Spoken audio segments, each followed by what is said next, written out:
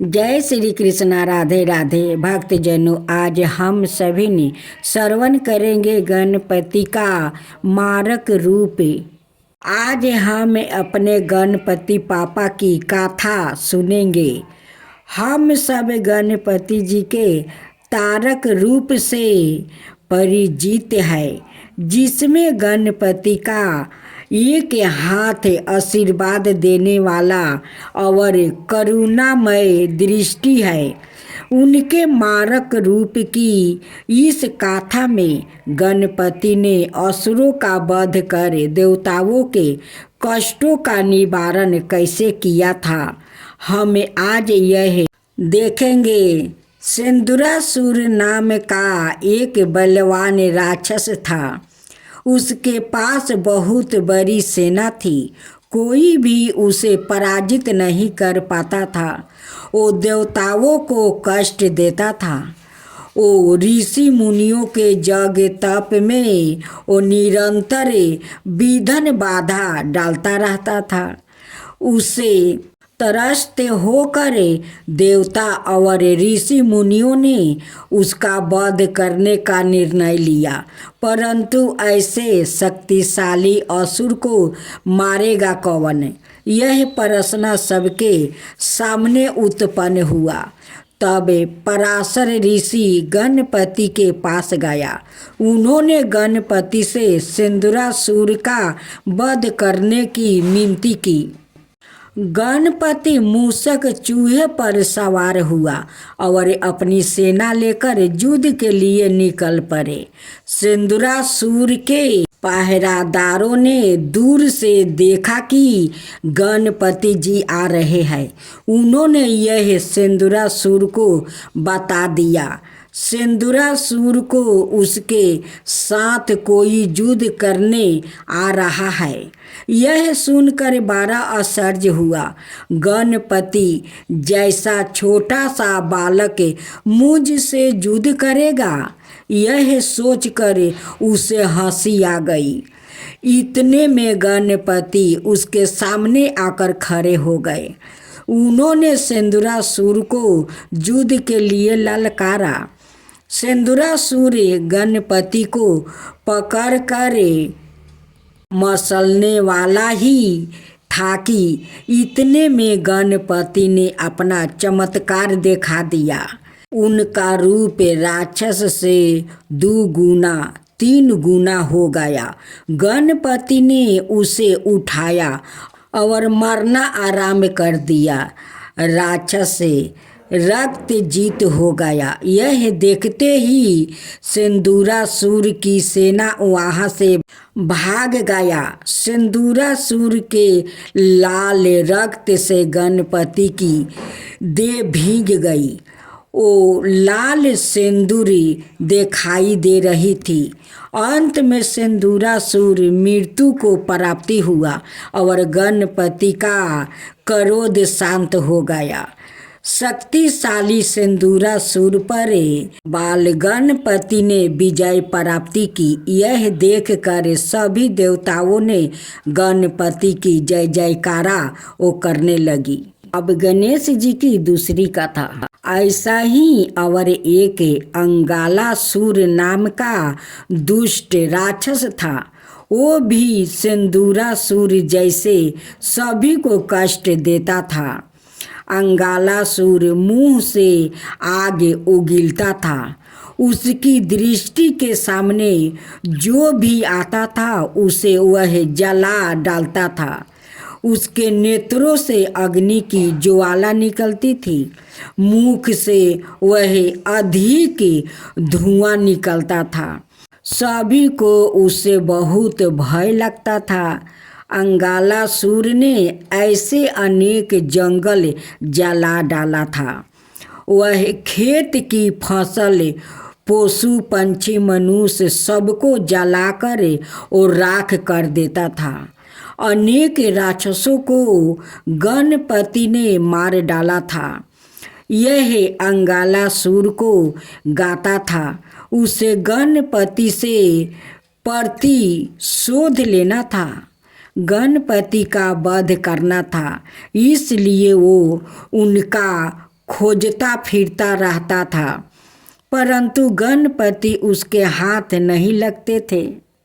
एक दिन गणपति ने अपना छोटे रूप को परिवर्तन कर लिया और अंगालासुर से 3 गुना ऊंचे हो गया। यह देखते ही राक्षस भयभीत हो गया। श्री गणेश जी ने उस राक्षस को हाथ में उठाया और सुपारी सामान खा लिया। इससे गणेश जी का शरीर अत्यधिक जलने लगा।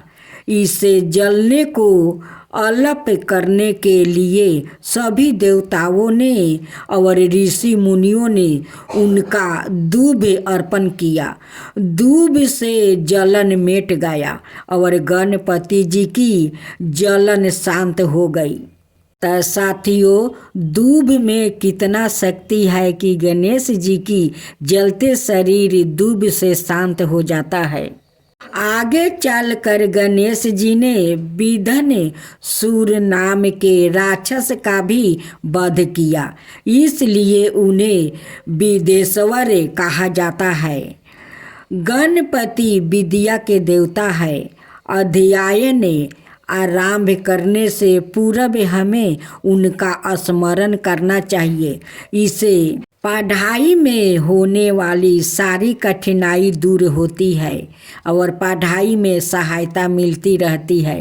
अब गणेश जी का तीसरा कथा। कार्तवीर का वध करे कीर्तर्थ हुआ भगवान परशुराम जी। कैलाश पर गया, वहाँ उनकी भेंट सभी गणों से और गणाधीश गणपति से भी हुआ। शंकर जी के दर्शन की इच्छा श्री परशुराम के मन में थी, परंतु उस समय शिव पार्वती जी विश्राम कर रहे थे। श्री परशुराम श्री गणेश जी से बोले, मैं परमेश्वर को नमस्कार करने हेतु अंतपुरा में जा रहा हूँ। प्रणाम कर मैं शीघ्र वापस आ जाऊँगा। जिसकी कृपा से मैं ना कार्तवीर को मारा, 21 बार पृथ्वी निछतर की उसे जागृत, जितना शीघ्र हो सके मुझे भेंट करनी ही चाहिए। यह सुनकर गणेश जी बोले, आप थोड़ी देर रुक जाइए। परंतु गणेश जी का कहना ना मानकर हाथ में परशु लिए परशुराम जी निर्भयता से वो भीतर जाने लगे। तब गणेश जी ने उठ कर उन्हें रोका, प्रेम और नम्रता से कहा कि आप क्रोध मत कीजिए। लेकिन क्रोध से उन्हें मारने हेतु परशुराम जी ने परशु उठा लिया। धर्म को साक्षी राख कर गणेश जी ने पुनः परशुराम जी को भीतर ना जाने के लिए कहा। फिर भी परशुराम जी ना माने और अपनी ठूंठ कोटि योजन बढ़ा कर उसमें परशुराम जी को फंसा कर गणेश जी ने सारे सप्त लोकों में घुमाया। उस ब्रह्मन से शुद्ध बुद्ध खाए परशुराम जी जब स्वाद हुआ, तब उन्होंने गुरु चत ने दिया अस्त्रों कवच पढ़कर गणेश जी पर अपना परशु फेंका। उसे व्यर्थ करने हेतु गणेश जी ने अपना वो बाएं दांत आगे किया। परशु का बार व्यर्थ गया, परंतु गणेश जी का दांत टूट गया। सभी ओर हंगामा मच गया, सभी इकट्ठा हो गया। शंकर पार्वती जी भी बाहर आ गए। पूरी घटना समझने पर पार्वती जी ने परशुराम जी से कही, अरे राम, तुम्हारा जन्म ब्रह्मा वंश में हुआ है। तुम पंडित होकर जमदग्नि का पुत्रा होकर तुम योगी राज जी के शीशा होकर तुम्हारी माता जी नाना जी सारे ही श्रेष्ठ है। फिर तुमने कौन से दोष के कारण ऐसा दुर्घटना किया?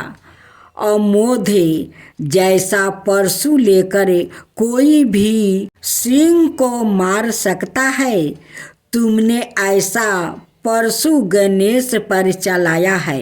तुम जैसे कोटि कोटि रामों को मारने के लिए यह गणेश समर्थ है। अरे यह गणेश कृष्णा वंश है। बड़े व्रत के प्रभाव से इसका जन्म हुआ है। विष्णु जी ने कहा, हे देवी पार्वती, हमारी सुने, आपके लिए जैसे गजानन और कार्तिकेय है, वैसे ही यह परशुराम भी है। इनके स्नेह और प्रेम में कुछ भेद नहीं है। आज से आपके इस पुत्र का नाम एक दंत हो गया है। इनके कुल 8 नाम है। गणेश एक दंत, हेरब, विधन नायक, लंबोदर, सुपरकरण, गजवरक, गोहार गर्जे। श्री विष्णु जी ने गणेश शास्त्रों कथन किया और कहा, हे दुर्गे, इस परशुराम पर गुस्सा ना करे।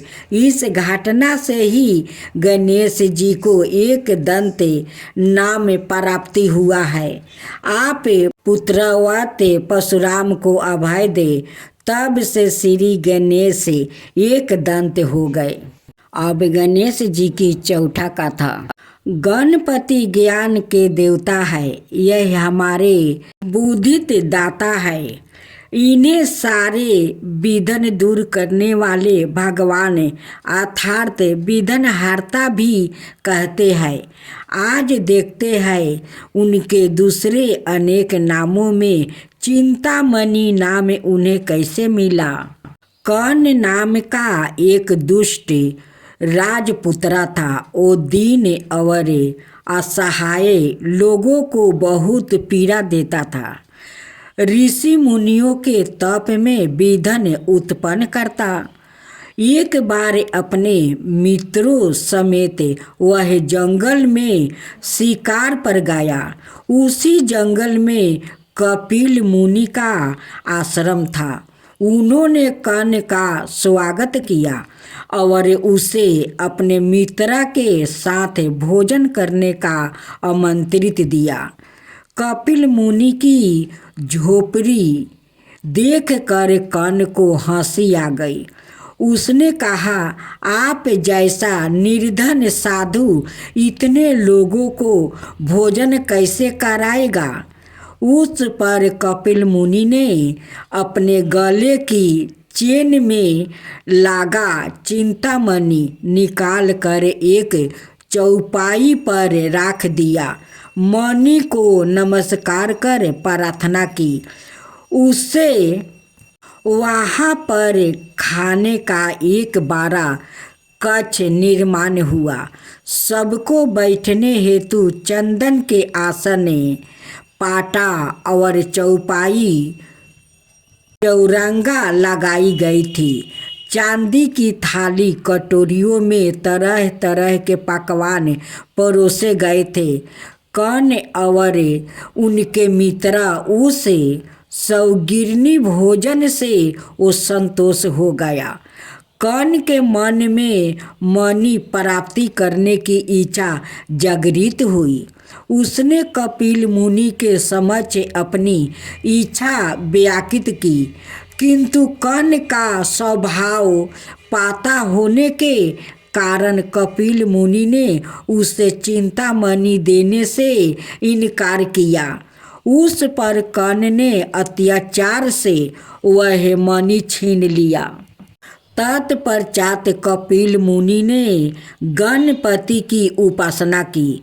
उनकी भक्ति से प्रसन्न होकर गणपति कर्ण को दंड देने का निश्चय किया। इधर कर्ण ने सोचा उस मणि हेतु कपिल मुनि मुझसे युद्ध करेगा। उसने कपिल मुनि पर आक्रमण कर दिया। गणपति की कृपा से जंगल में विशाल सेना की उत्पत्ति हुई। सैनिकों ने कर्ण की सारी सेना को मार दिया। तब गणपति सवाए रणभूमि पर आ गए। कर्ण ने गणपति पर शीघ्रता से बाण चलाना आरंभ किया, किंतु गणपति ने अपने बाणों से उन्हें हवा में ही नष्ट कर दिया था। इसके पश्चात गणपति ने अपना परशु कर्ण पर चलाया। वह लागते ही कर्ण मर गया। कर्ण के पिताजी राजा अभिजीत ने रणभूमि पर आकर गणपति को प्रणाम किया। कपिल मुनि का चिंतामणि उन्हें वापस दे दिया। राजा अभिजीत ने गणपति से अपने बेटे को क्षमा करके सर्द गति देने की विनती की। दयालु गणपति ने उनका कहना मान लिया। गणपति ने कपिल मुनि को चिंतामणि वापस दिला दिया। इसलिए गणपति को चिंतामणि नाम प्राप्ति हुआ। अब गणेश जी की पांचवा कथा। एक बुढ़िया माई थी। मिट्टी के गणेश जी की पूजा करती थी। रोज बनाती और रोज गल जाता था। एक सेठ का मकान बन रहा था। वो बोली, मिस्त्री पत्थर का गणेश बना दो। मिस्त्री बोले, जितना घड़ी हम तेरा पत्थर का मूर्ति गढ़ेंगे उतना में अपनी दीवार जोड़ लेंगे। बुढ़िया माई की क्रोध आ गई। बुढ़िया माई बोली, राम करे तुम्हारी दीवार टेढ़ी मेढ़ी हो जाए। अब उनकी दीवार टेढ़ी हो गई। वो दीवार को जोड़ता और दीवार टेढ़ी हो जाता, वो जोड़ता दीवार टेढ़ी हो जाता। इस तरह करते करते शाम हो गई। शाम को जब सेठ आया तो उसने कहा, आज कुछ भी काम नहीं किया। वो कहने लगा, एक बुढ़िया आई थी। वो कह रही थी, मेरा पत्थर का गणेश गढ़ दो। हमने नहीं गढ़ा तो उसने कहा कि तुम्हारी दीवार टेढ़ी हो जाए। तब से दीवार सीधी नहीं बन रही है, वो टेढ़ी हो जाती है। सेठ ने बुढ़िया को बुलवाई। सेठ ने कहा, हम तेरा सोने का गणेश बनवा देंगे, हमारी दीवार सीधी कर दो। सेठ ने बुढ़िया माई को सोने का गणेश बनवा दिया। सेठ की दीवार अब सीधी हो गई। जैसे सेठ की दीवार सीधी की, वैसे ही सबका सीधा करना। हे गणेश भगवान, आपकी जय हो।